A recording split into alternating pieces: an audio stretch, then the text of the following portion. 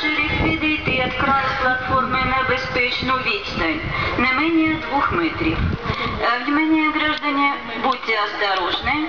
На второй путь прибывает скоростной пассажирский поезд категории Интерсити Плюс номер 151 с сообщением Днепропетровск-Симферополь. Просьба к пассажирам отойти от края платформы на безопасное расстояние, не менее 2 метров.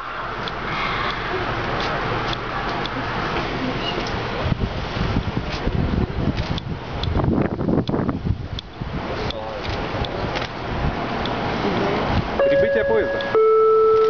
Увага, закінчується посадка на електропоїзд Симферополь-Джанкой. Електропоїзд відходить від 9-ї колії. Тихенький. Внимание, заканчивается посадка на электропоезд Симферополь-Джанкой. Электропоезд отправляется с 9-го